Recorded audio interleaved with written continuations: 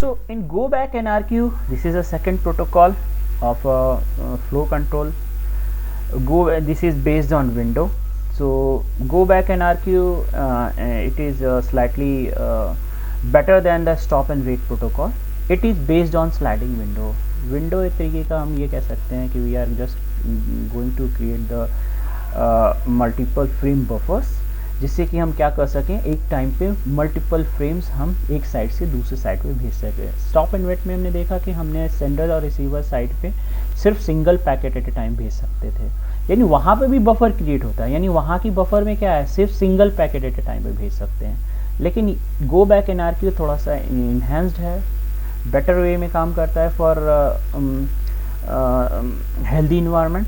यहाँ पे क्या है, multiple frame can be arrange in a single block, this is called a window and again send from one side to another side. तो कैसे करता है इसको हम लोग देखते हैं। It is based on a sliding window. Sliding window अभी हम समझाएंगे कैसे काम करता है।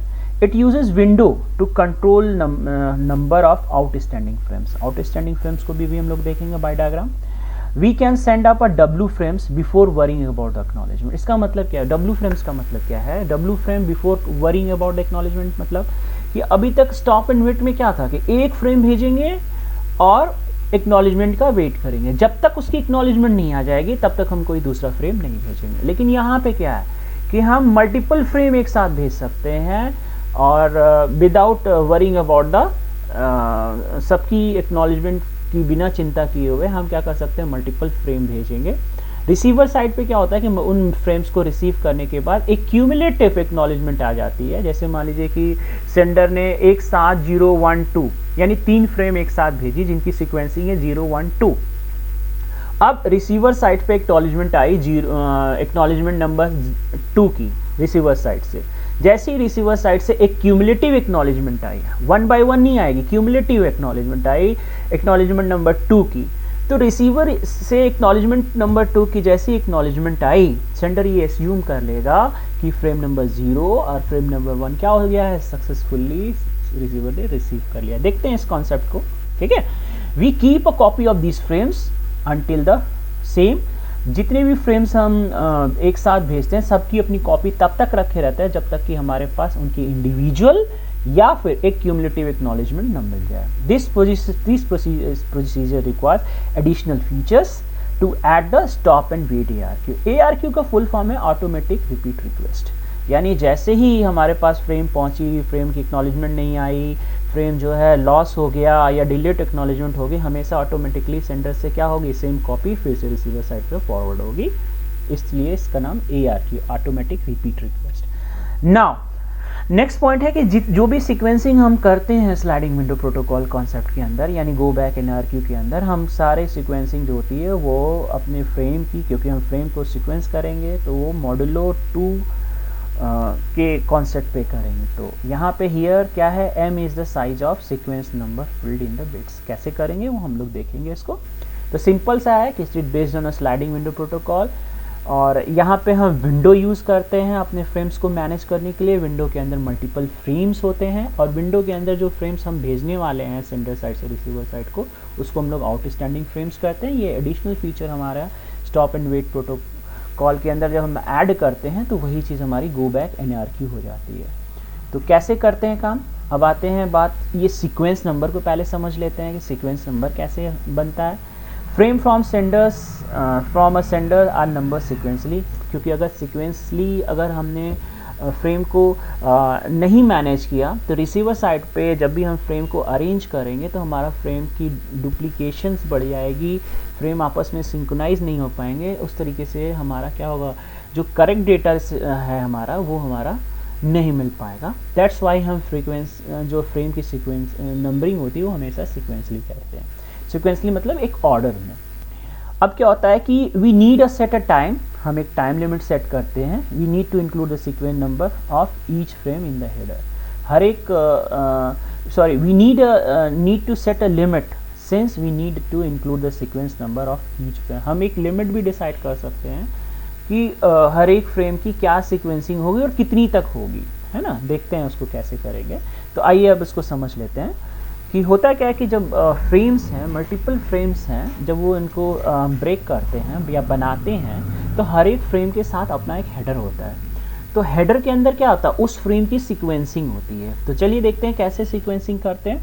If the header of the frame allows m bits, यानी अगर हमने सपोज करिए कि हमारे पास 10 फ्रेम हैं और मैं उनकी सीक्वेंसिंग करना है, तो इस सीक्वेंसिंग करने के लिए मुझे क्या करना पड़ेगा, एक तरीके का नंबर है, तो नंबर के लिए मुझे क्या लेना पड़ेगा, एक बिट्स लेना पड़ेगा, नंबर ऑफ बिट्स की किस तरीके से सीक्वेंस। मान लीजिए हमने m बिट लिया है, कि हम m बिट यूज़ किए हैं। m का मतलब कि ये सपोज करिए हमने 2 बिट लिया है सीक्वेंसिंग के लिए, तो 2 बिट के कितने प्रॉपर वो होंगे, कॉम्बिनेशंस होंगे, 2 की पावर 2 है ना, यानी 4 हम सीक्वेंसिंग बना सकते हैं।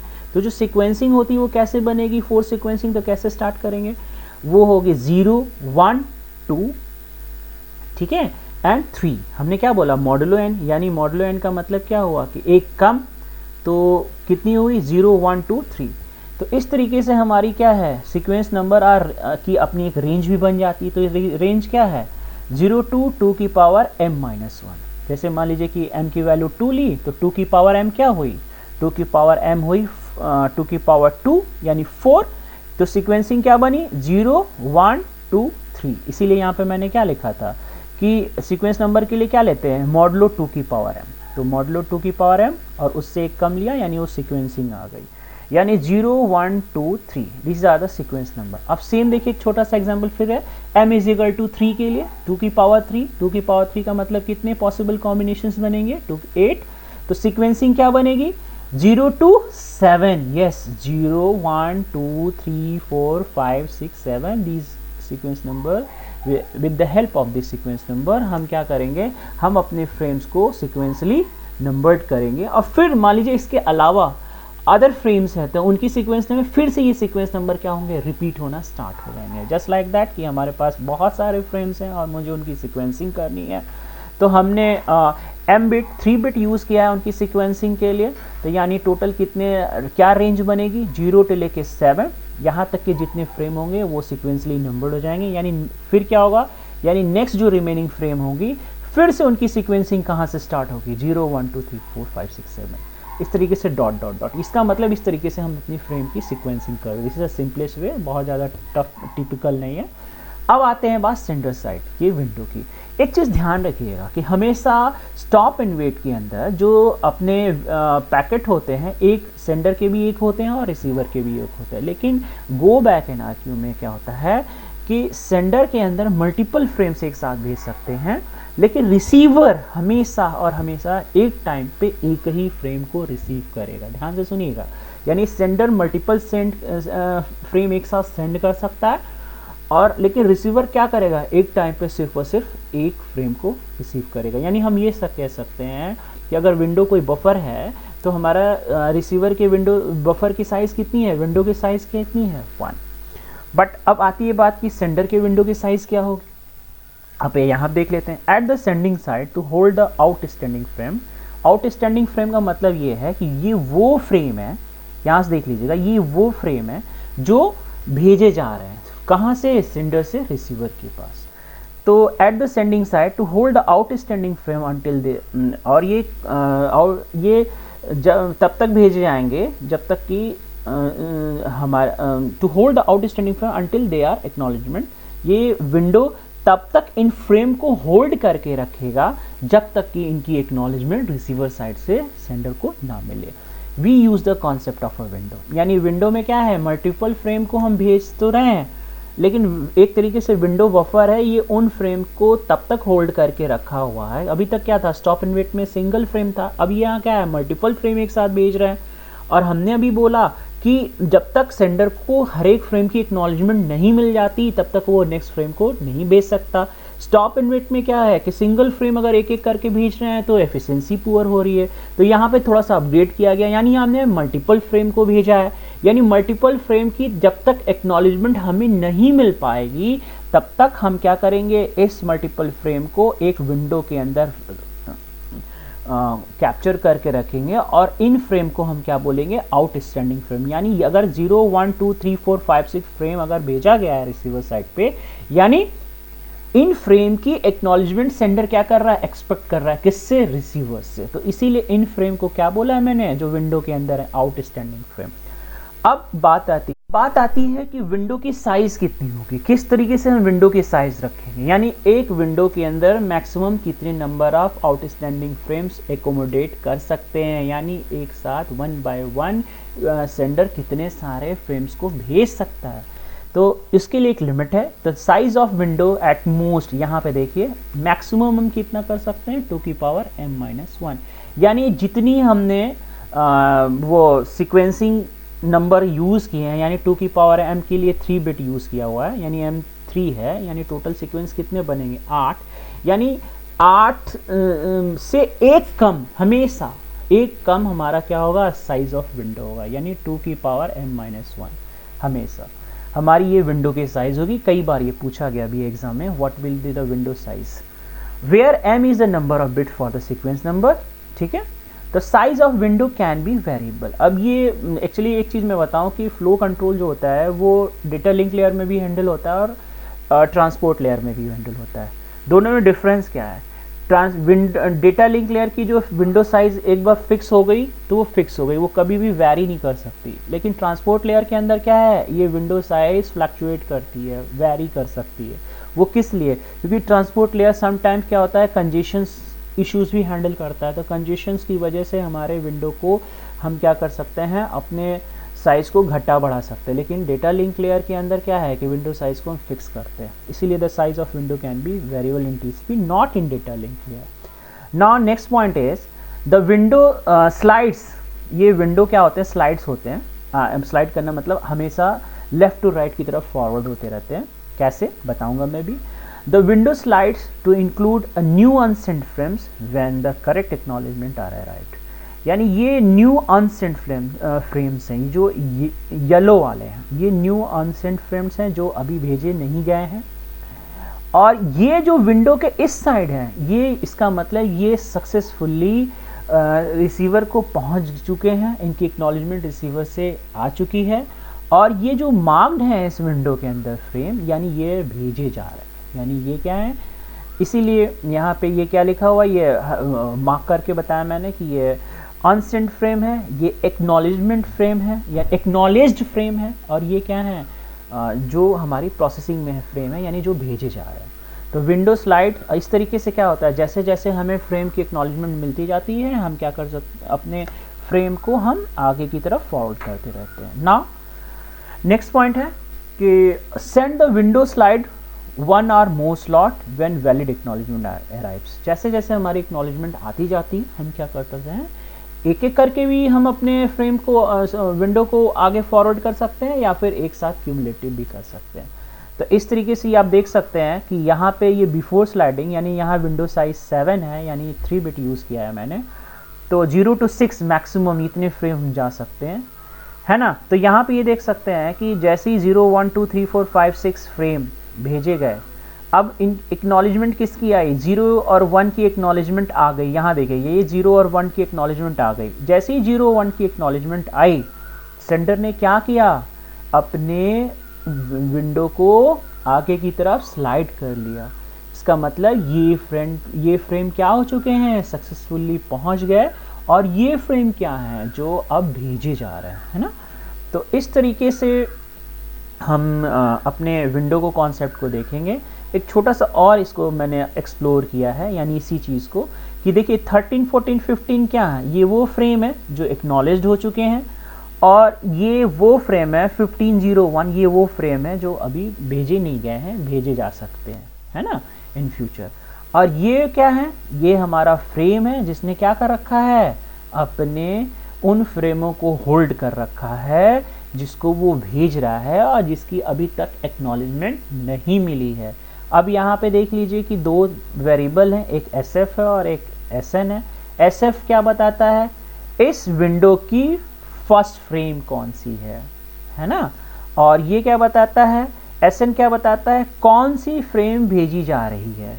यानी हमने क्या बोला कि स्लाइडिंग विंडो प्रोटोकॉल में मल्टीपल फ्रेम भेज सकते हैं, है ना। अब 0 1 2 3 4 5 6 ये जो ऑरेंज वाले फ्रेम हैं, ये फ्रेम भेजे जा चुके हैं, है ना, लेकिन अभी तक इनकी एक्नॉलेजमेंट नहीं मिली है, इसीलिए इस विंडो के अंदर है। इस यहाँ पे लिखा भी देखिए, frame send but not acknowledged, so these are the outstanding frame. So ये भेजे जा चुके हैं, अभी तक इनकी एक्नॉलेजमेंट नहीं मिली है, और ये वो फ्रेम है जिनको क्या है, भेजे जाने हैं। तो यहाँ लिखा frame that can be sent but not received from the upper layer, है ना। अब विंडो की साइज कितनी है, मैक्सिमम मैंने बताया कि 2 की पावर n-। तो इस तरीके से ये सेंडर साइड की अपनी एक विंडो पॉलिसी है जिसके थ्रू हम मल्टीपल फ्रेम्स को सेंड कर सकते हैं। अब देखिए, जैसे ही 0, 1, 2, 3, 4, 5, 6 जो भेजे जा चुके थे उनकी एक्नॉलेजमेंट आई। किसकी एक्नॉलेजमेंट आई, फिगर क्या सजेस्ट कर रहा है, देखिए स्लाइड किया है आपका, स्लाइड विंडो जैसे ही स्लाइड हुआ, यानी आप देख सकते हैं 0, 1, 2 हमारी विंडो से बाहर हो चुके हैं। 0, 1, 2 बाहर हो चुके हैं, इसका मतलब क्या है, इनकी एक्नॉलेजमेंट सक्सेसफुली रिसीवर से मिल चुकी है, यानी ये विंडो स्लाइड हो गया। स्लाइड होने के बाद क्या हो गया, 3, 4, 5, यानी थर्ड क्या हो गया, फ्रेम नंबर 3 फर्स्ट फ्रेम हो गया इस विंडो की। और ऊपर से देखिए 7 नंबर 1 जो भेजे जाना है, अभी भी हमारा SN की वेरिएबल 7 है, इसका मतलब ये नेक्स्ट फ्रेम अब भेजे जाना। और एक तरीके से देखिए, हमेशा विंडो के अंदर जो नंबर ऑफ फ्रेम्स हैं वो हमेशा फिक्स्ड हैं, वो उतने ही फ्रेम पहले भी थे और अभी भी हैं। यानी यहाँ पे 1, 2, 3, 4, 5, 6, 7, 8, 9, 10, 11, 12, 13, 14, 15, तो यहाँ पे अभी भी देखेंगे तो इनके कॉम्बिनेशन 15। तो इस तरीके से हमारा क्या है, ये सेंडिंग विंडो है, यानी सेंडर साइड पे कैसे हम विंडो को मैनेज करते हैं। नाउ अब आती है बात रिसीवर साइड पे। तो मैंने पहले बोला कि सेंडर पे तो मल्टीपल फ्रेम सेंड कर सकते हैं, मल्टीपल फ्रेम मैनेज होते हैं, लेकिन रिसीवर साइड पे हमेशा सिंगल फ्रेम मैनेज होता है। यही हमारी गो बैक NARQ का सबसे इंपॉर्टेंट पॉइंट भी है। तो अब यहाँ पे देख लेते हैं, the size of window eight the receiver side is always 1 in this protocol. बता चुका हूँ मैं, receiver is always looking for a specific frame, यानी हर एक कंट्रोल वेरिएबल रिसीवर के अंदर होता है, हर एक उस कंट्रोल वेरिएबल के अंदर कौन सा रिसीवर फ्रेम नंबर को एक्सपेक्ट कर रहा है। अगर वो फ्रेम नंबर आ रहा है जो उसने एक्सपेक्ट कर रहा है तो वो उसे एक्सेप्ट करेगा, अदरवाइज उसे डिस्कार्ड करेगा। So receiver is always looking for a specific frame to arrive in specific order. Now अब any frame arriving out of order, यानी वो फ्रेम नंबर 0 की एक्सपेक्ट कर रहा है और सेंडर से फ्रेम नंबर 1 आ गया, यानी फ्रेम आउट ऑफ ऑर्डर आ गया, तो उस केस में क्या करेगा रिसीवर, उसको डिस्कार्ड करेगा। रिसीवर विंडो स्लाइड्स, ये भी एक जैसे ही फ्रेम नंबर 0 एक्सपेक्ट कर रहा है, फ्रेम नंबर 0 आया, वो क्या करेगा, फ्रेम नंबर 1 की एक्नॉलेजमेंट भेजेगा और अपने इस विंडो में फ्रेम नंबर 1 को मार्क करेगा। तो यहाँ पे क्या है, receiver window slides in figure, receiver is waiting for frame number 0 in part A and now in part B, this time it expecting the frame number 1। अब इसके 3 अपने वेरिएबल्स हैं, देख सकते हैं control variable. Sender has 3 variable S, SF and SL, starting frame, last frame. तो S hold the sequence number for recently sent frame, यानी जो फ्रेम इसने भेजा है उसकी वैल्यू, कौन से फ्रेम को भेजा है रिसेंटली, यानी अगर मान लीजिए 3 फ्रेम भेजा है तो रिसेंटली कौन सा भेजा है फ्रेश, तो वो S बताएगा।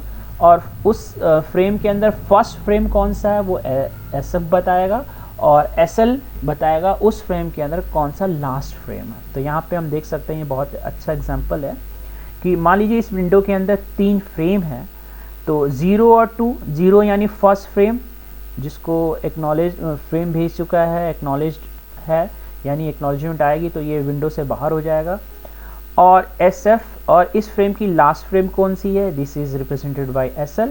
अब अभी रिसेंटली इसने कौन सी फ्रेम को भेजा है, फ्रेम नंबर 0 को भेजा है, इसीलिए फ्रेम नंबर 0 इज यस, यानी रिसेंट फ्रेम कौन सी है 0। तो ये फ्रेम एक्नॉलेज्ड, इधर वाली क्या है, ये फ्रेम एक्नॉलेज्ड हो चुका है, यानी इनकी एक्नॉलेजमेंट मिल चुकी है, और ये क्या है, इनको भेजा जाना बाकी है। और ये कौन से हैं जो फ्रेम तो गए हैं लेकिन अभी तक एक्नॉलेजमेंट होल्ड पे है। ना रिसीवर साइड पे क्या है, इस साइड के क्या है, यानी ये सारे फ्रेम्स इस नंबर के रिसीव हो चुके हैं। इस 0 का मतलब क्या है इस वेरिएबल का, यानी ये फ्रेम नंबर 0 इस सेंडर से एक्सपेक्ट कर रहा है। एंड इन फ्यूचर, और इस येलो लाइन का मतलब क्या है कि receiver in future in number के फ्रेम को क्या कर रहा है, एक्सपेक्ट कर रहा है सेंडर साइड से। तो फ्रेम रिसीव्ड एंड एक्नॉलेज्ड, इधर के फ्रेम रिसीव्ड हो गया सक्सेसफुली, एक्नॉलेज्ड कर चुका है। और इस साइड का है frame that can not be accepted, है ना। इसका मतलब frame that can not be accepted का मतलब क्या है कि जब तक ये 0 नंबर नहीं मिलेगा ये 1 2 को ये एक्सपेक्ट। नाउ थोड़ा सा और एलेबरेट करते हैं। तो यहाँ पे ये देख सकते हैं रिसीवर साइड के विंडोज़ को कि ये Rn, ये फ्रेम नंबर 3 वो क्या कर रहा है, receive window next frame expected, ये फ्रेम नंबर 3 एक्सपेक्ट कर रहा है सेंडर से। यानी 13 14 15 0 1 2 ये क्या है, ऑलरेडी रिसीव्ड हो चुके हैं, इन्होंने सेंडर को एक्नॉलेज कर रखा है।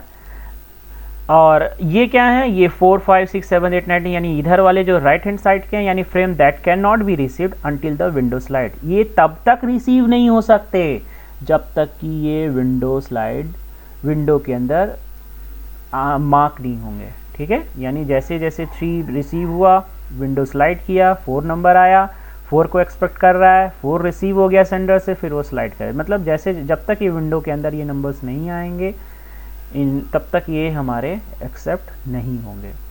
नाउ जैसे देखिए फ्रेम नंबर 3 क्या हुआ, रिसीव हो गया, यानी सक्सेसफुली 3 नंबर सेंडर के पास से आया और इसमें मार्क जो फ्रेम नंबर 3 है रिसीव हो गया। इसने रिसीव करने के बाद इसने सेंडर को एक्नॉलेज कर दिया और नेक्स्ट एक्सपेक्टिंग फ्रेम किसको मार्क कर दिया, फ्रेम नंबर 4 को। तो इस तरीके से हमारा गो बैक एंड आरक्यू में हमारा सेंडर साइड पे फ्रेम मैनेजमेंट होता है। अब आते हैं थोड़ा एक्नॉलेजमेंट की बात भी थोड़ी कर लेते हैं, बहुत इजी है। Receiver sends a positive acknowledgement if the frame arrive sends and in order. अगर हमारा सेंडर से रिसीवर को सेम फ्रेम जैसा कि रिसीवर एक्सपेक्ट कर रहा है मिलता है, तो सेंडर क्या करेगा, एक पॉजिटिव एक्नॉलेजमेंट भेजेगा और ये बताने के लिए कि आपका फ्रेम जो है सक्सेसफुली और सेफली रिसीव हो चुका है। अब क्या है, if the frame are damaged या इन आउट ऑफ ऑर्डर, मैंने बताया ना कि अगर ये तब तक ठीक है जब तक कि नॉइजी लेस इन्वायरमेंट है। नॉइजी इन्वायरमेंट है तो हो सकता है कि फ्रेम ना पहुंचा, फ्रेम पहुंचा, एक्नॉलेजमेंट रिसीवर साइड से निकला लेकिन एक्नॉलेजमेंट नहीं पहुंचा, या हो सकता है फ्रेम भी पहुंचा, एक्नॉलेजमेंट भी रिसीवर साइड से निकला, रिसीवर साइड से सेंडर साइड के पास आया लेकिन विद इन द टाइम आया, सॉरी आउट ऑफ टाइम आया। यानी 3 cases same, frame loss, acknowledgement loss या डिलेड एक्नॉलेजमेंट। तो फ्रेम आर डैमेज्ड या आउट ऑफ ऑर्डर, उस केस में क्या होगा, अगर कोई फ्रेम डैमेज या आउट ऑफ ऑर्डर रिसीव होता है तो रिसीवर क्या होगा, साइलेंट रहेगा और जो भी सब्सिक्वेंट फ्रेम्स उसके पास आएंगे यानी उनके अलावा जो भी नंबर्स के फ्रेम आएंगे वो क्या करेगा, उनको डिस्कार्ड कर देगा। कब तक डिस्कार्ड करेगा, जब तक कि वो अपनी नेक्स्ट एक्सपेक्टिंग फ्रेम को रिसीव ना कर ले। यानी कि यहाँ पे हम ये देख सकते हैं कि अगर वो एक्सपेक्ट किसी कर रहा है 4 आ रही है, मान लीजिए 5 6 7 कोई भी फ्रेम आई, अब मार्क्ड कौन सी है 4, तो क्या करेगा, ये जो भी इनकमिंग फ्रेम नंबर्स हैं जो सेंडर साइड से आ रहे हैं उन सबों को क्या करेगा, डिस्कार्ड कर देगा। क्यों डिस्कार्ड कर देगा, क्योंकि सिर्फ और सिर्फ उसके फ्रेम में विंडो में कौन से नंबर फ्रेम की रिक्वायरमेंट है, फ्रेम नंबर 4 की। सो इस तरीके से हम जो है रिसीवर साइड पे हम फ्रेम्स को मैनेज करते हैं। नाउ जैसे ही हमें रिसीवर सेंडर से को पता चलता है कि फ्रेम नहीं पहुंचा है या लॉस हो चुका है, तो सेंडर क्या करेगा, उसकी कॉपी रखा रहता है, रीसेंड द ऑल फ्रेम, और कहाँ से भेजेगा, same beginning with 1 with expired timer. यानी जहाँ एक्सपायर्ड जब उसने भेजा था और जब तक टाइमिंग थी और उस बीच में कोई एक्नॉलेजमेंट नहीं आई, तो फिर से फिर पूरी की पूरी जो भी 3 या 4 फ्रेम एक साथ हैं वो फिर से भेजना स्टार्ट करेगा स्टार्टिंग से। For example, suppose sender has just sent frame number 6 but timer for frame number 3 expired, so frame number 3 has not been acknowledgement. Then sender goes back and again send the packet 3 4 5 6. This is called go back anarchy, यानी फिर से जाओ पूरा का पूरा packet क्या करो, भेजो। अभी देख लेते हैं, एग्जाम्पल से देख लेंगे, बहुत ईजी है। Receiver does not have to acknowledgement each frames, कोई ज़रूरी नहीं है कि receiver does not have to acknowledge each frames, it can send one cumulative acknowledgement for several frames। वो क्या कर सकता है कि कोई ज़रूरी नहीं है कि वो एक एक करके भेजे, वो क्यूमुलेटिव भी भेज सकता है। यानी अगर 4 फ्रेम उसने रिसीव कर लिया और वो अपनी विंडो को स्लाइड करते जा रहा है तो वो चारों की एक साथ भी भेज सकता है और सिंगल भी भेज सकता है। तो यहाँ पे देख सकते हैं बहुत अच्छा डायग्राम है, सेल्फ एक्सप्लेनेटरी है कि ये सेंडर है और रिसीवर है। सेंडर से ये देख सकते हैं कि मल्टीपल, जो ये ब्लू लाइन दिख रही है, मल्टीपल फ्रेम्स जा रहे हैं और यहाँ से क्या हो रहे हैं, एक क्यूमुलेटिव एक्नॉलेजमेंट इन फ्रेम्स की सक्सेसफुली ट्रांसफर होने की सेंडर के पास आ रही है। अब ये विंडो है, ये वो फ्रेम है जो भेजे जा रहे हैं, ये वो फ्रेम है इस विंडो के जो भेजे जाएंगे इनकी एक्नॉलेजमेंट आने के बाद। तो ये फ्रेम, टोटल फ्रेम के अंदर जितने भी टोटल विंडो, इस विंडो के अंदर जितने भी total frame, these are called a outstanding frame. और ये फ्रेम जो ऑरेंज लाइन वाले हैं, ये फर्स्ट आउटस्टैंडिंग फ्रेम है, यानी ये भेजे जा चुके हैं और जिनकी एक्नॉलेजमेंट आनी बाकी है।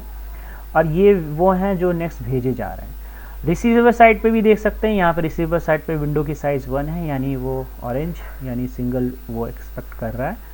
तो इस तरीके से गो बैक एनआरक्यू का अपना एक छोटा सा ब्रीफ था कि किस तरीके से इनके ऑपरेशंस को करते हैं। अब उनको कैसे अंडरस्टैंड करेंगे वो इस डायग्राम से देखेंगे। पहला है गो बैक एनआरक्यू ऑपरेशन, यानी सिंपल नॉइजलेस इन्वायरमेंट के पे कैसे हमारा गो बैक एनआरक्यू काम करता है।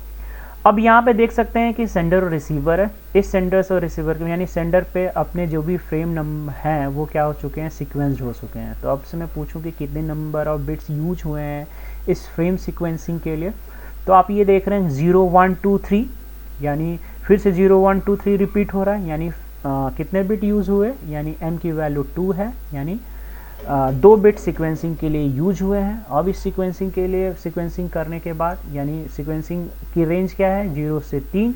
अब हमने विंडो साइज डिसाइड की। विंडो साइज कैसे डिसाइड करते हैं, 2 की पावर m-1, यानी n की वैल्यू 2 है तो 2 की पावर 2-1 इज इक्वल टू 3।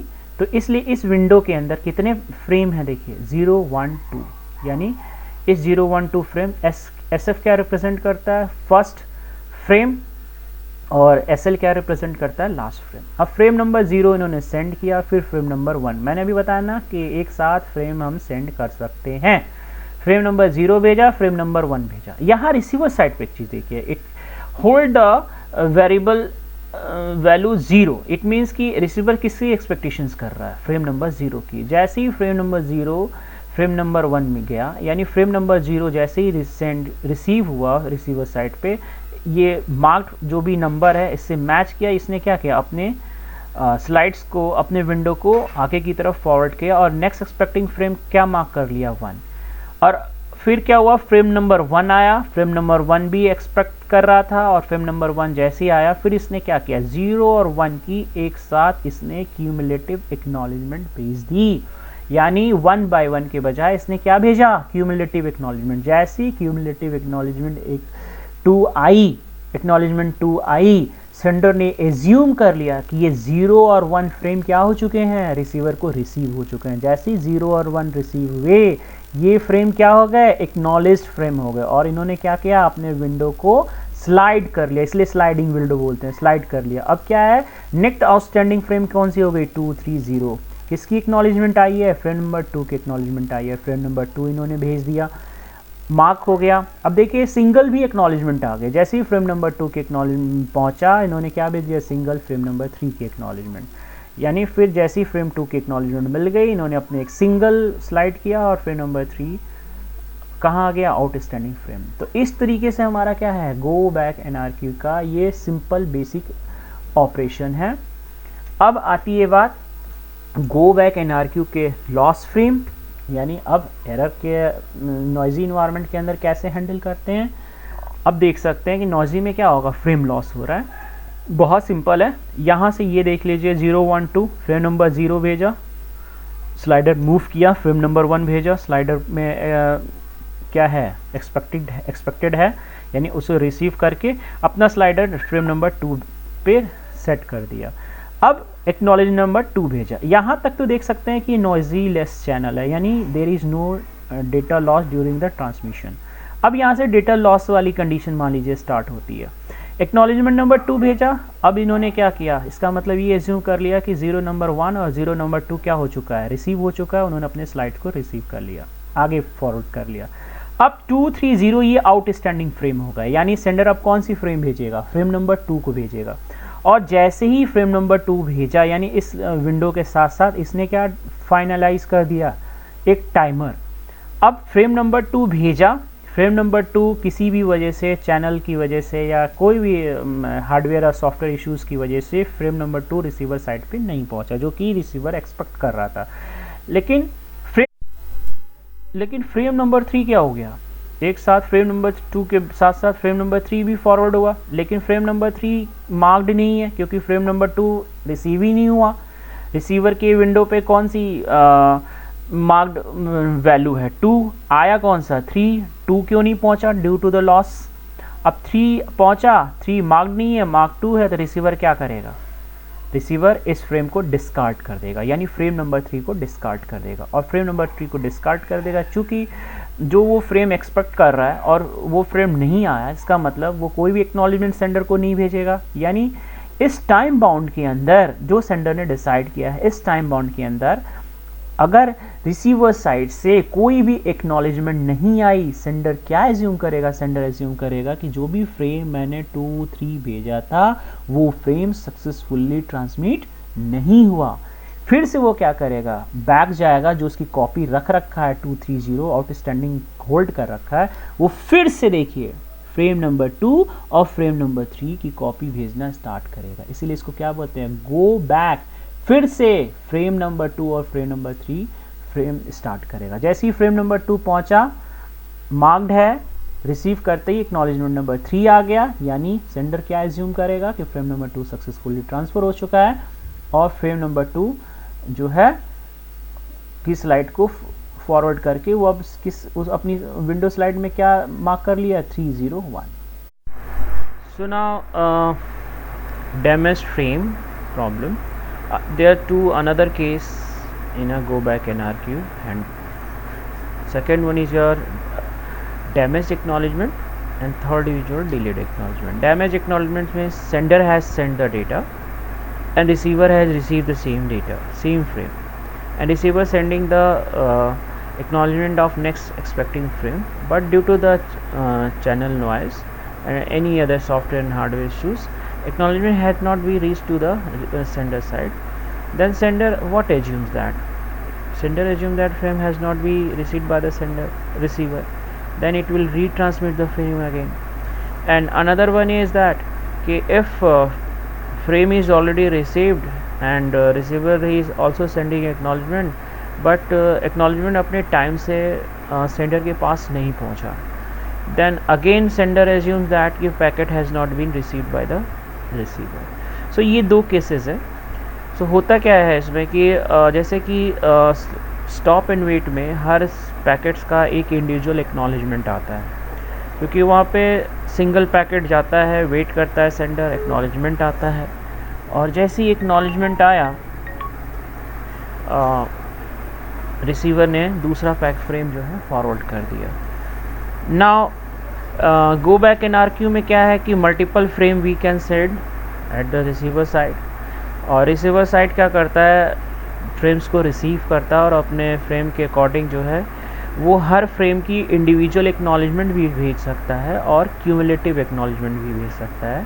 कि जैसे उसने 3 फ्रेम को रिसीव किया, फ्रेम 0, फ्रेम 1, फ्रेम 2, तो वो फ्रेम 3 की क्यूमुलेटिव एक्नॉलेजमेंट भेज सकता है, जिससे कि सेंडर ये एज्यूम कर सकता है कि frame 0, frame 1 and frame 2 has been received by the receiver.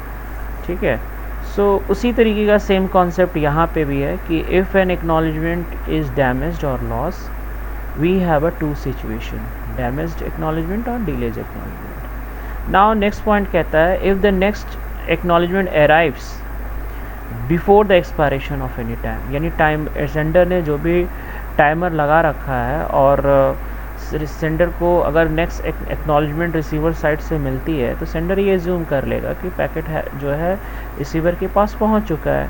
So there is no need to transmission of frames because acknowledgement are cumulative in this protocol.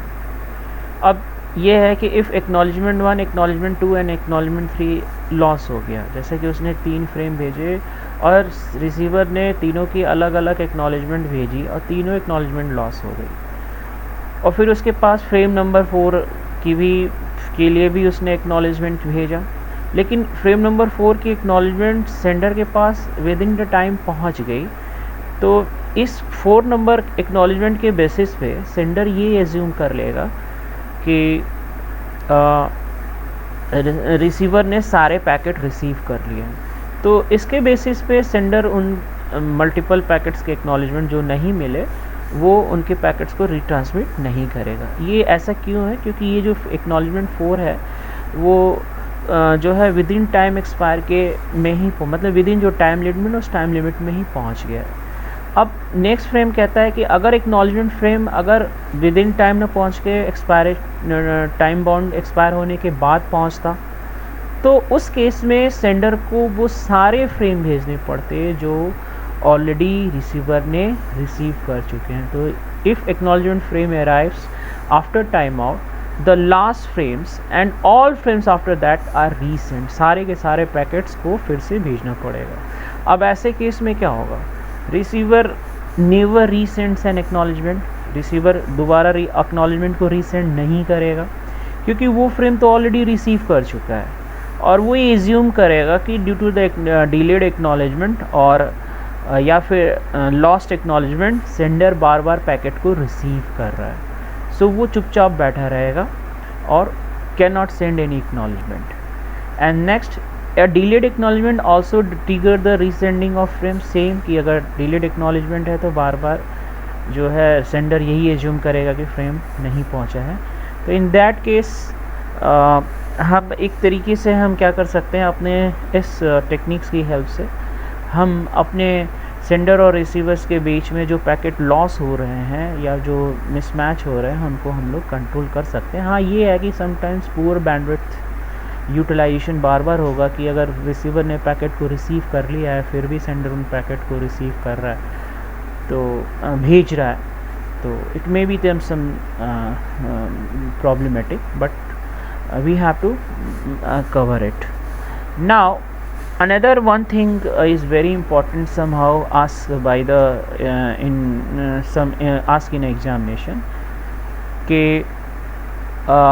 Sender की विंडो साइज़ कितनी होगी। बहुत important question है, कई बार ये question आता है। तो सेंडर साइज़ अब हम जानते हैं कि ऑलवेज, जैसा कि मैंने पहले भी बोला कि गो बैक NRQ के अंदर जो भी हम विंडो बनाते हैं विंडो की साइज़ हमेशा लेस देन 2 की पावर m होती है। अब जैसे सपोज करिए कि मैंने सीक्वेंसिंग के लिए 2 बिट यूज़ किया है, तो कितने टोटल सीक्वेंसिंग बनेंगे 2 की पावर m, यानी 0 1 2 3 यानी टोटल 4 बनेंगे, यानी इनकी रेंज क्या होगी 0 to 3।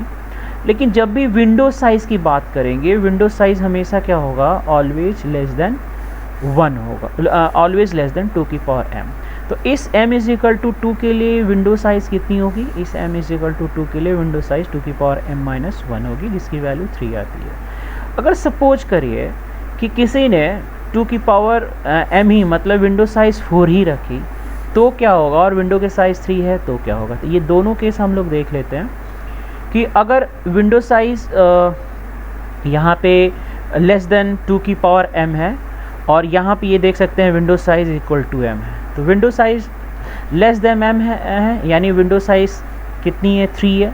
तो ये सीक्वेंसिंग है 0 1 2 3 4 m इज इक्वल टू 2, यानी 3 आउटस्टैंडिंग फ्रेम हैं इस सेंडर में। तो देखिए इसने फ्रेम नंबर 0 भेजा और फ्रेम नंबर 1 फ्रेम नंबर 2 ये तीनों आउटस्टैंडिंग फ्रेम हैं जिनको सेंडर को भेजना है, इन्होंने अपना टाइम एक्सपायर फिक्स कर दिया। अब फ्रेम नंबर 0 भेजा, फ्रेम नंबर 0 मार्क्ड है रिसीवर साइड पे, इसने जो है क्या किया मैच किया और फिर मैच करने के बाद अपने विंडो स्लाइडर को आगे स्लाइड किया, यानी अब रिसीवर के पास नेक्स्ट एक्सपेक्टिंग फ्रेम कौन सी है 1 है। लेकिन रिसीवर ने जो एक्नॉलेजमेंट भेजा वो एक्नॉलेजमेंट नहीं पहुंचा सेंडर के पास, नो प्रॉब्लम। फिर सेंडर ने क्या किया, फिर दूसरा फ्रेम नंबर 1 भेजा, क्योंकि इस कॉन्सेप्ट में क्यूमुलेटिव एक्नॉलेजमेंट है तो सेंडर ये एज्यूम करे कि हो सकता है कि रिसीवर मुझे क्यूमुलेटिव एक्नॉलेजमेंट भेजे। देन अब फ्रेम नंबर 1 भेजा, फ्रेम नंबर 1 मार्क्ड है, फ्रेम नंबर 1 का भी रिसीव करते ही इसने फिर फ्रेम नंबर 2 के लिए एक्नॉलेजमेंट भेजा, फिर फ्रेम नंबर 2 भी इसने भेजा, और फ्रेम नंबर 2 भी जो है रिसीव करने के बाद इसने फ्रेम नंबर 3 की एक्नॉलेजमेंट भेजी। लेकिन ये तीनों केस में देख रहे हैं कि तीनों केस में हमारे एक्नॉलेजमेंट नहीं पहुँचे। जब ये एक्नॉलेजमेंट नहीं पहुँचे तो वो टाइम आउट भी एक्सपायर हो गया, यानी सेंडर क्या एज्यूम करेगा कि कोई भी फ्रेम सेंडर का रिसीवर के पास नहीं पहुंचा। फिर वो क्या करेगा, फिर से जो भी आउटस्टैंडिंग फ्रेम की कॉपी उसने रख रखी है उस कॉपी को फिर से स्टार्ट करेगा, और फ्रेम नंबर फिर से स्टार्ट किया, फ्रेम नंबर 0 भेजा। लेकिन रिसीवर क्या एक्सपेक्ट कर रहा है, फ्रेम नंबर 3। तो इस तरीके से वो क्या करेगा, फ्रेम नंबर 3 फ्रेम नंबर 0 से मैच नहीं किया, वो क्या उसको क्या करेगा, जो भी फ्रेम नंबर 0 आया है उसको वो डिस्कार्ड करेगा। तो ये करेक्ट सिचुएशन है। लेकिन अगर मान लीजिए कि विंडो की साइज़ इक्वल टू 2 की पावर m है, तो इक्वल टू 2 की पावर m में मतलब फ्रेम नंबर 0 भेजा, रिसीव किया, फ्रेम नंबर 1 भेजा, रिसीव किया क्योंकि मार्क है, फ्रेम नंबर 2 भेजा, रिसीव किया, फ्रेम नंबर 3 भेजा, रिसीव किया क्योंकि मार्क्ड है। नाउ टाइम आउट एक्सपायर कर गया और किसी की भी फ्रेम की एक्नॉलेजमेंट हमें रिसीवर साइड से नहीं मिली। तो in that case frame number 0 क्या हुआ, फिर से उसने रिसेंड किया, लेकिन रिसीवर के पास जो फ्रेम नंबर 0 की मार्किंग है जो वो एक्सपेक्ट कर रहा है वो क्या नेक्स्ट सीक्वेंस के फ्रेम नंबर 0 की है।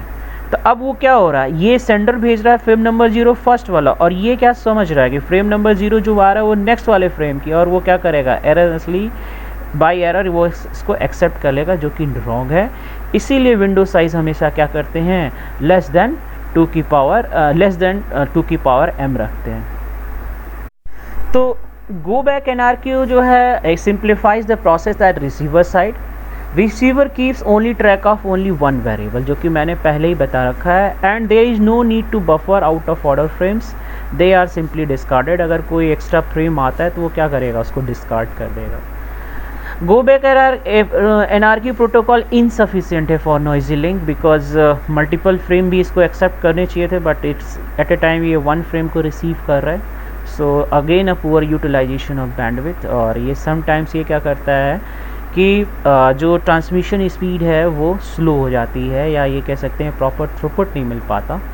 सो इसको इन्हांस करने के लिए we have another techniques to handle the multiple frame, selective repeat ARQ। तो हम इसको अंडरस्टैंड करेंगे। और one thing in go back NRQ में ऑलवेज ध्यान रखिएगा कि हमेशा सेंडर साइज़ की जो विंडो होगी वो हमेशा लेस देन 1 होगी, और रिसीवर साइज़ की जो विंडो होगी वो हमेशा 1 होगी।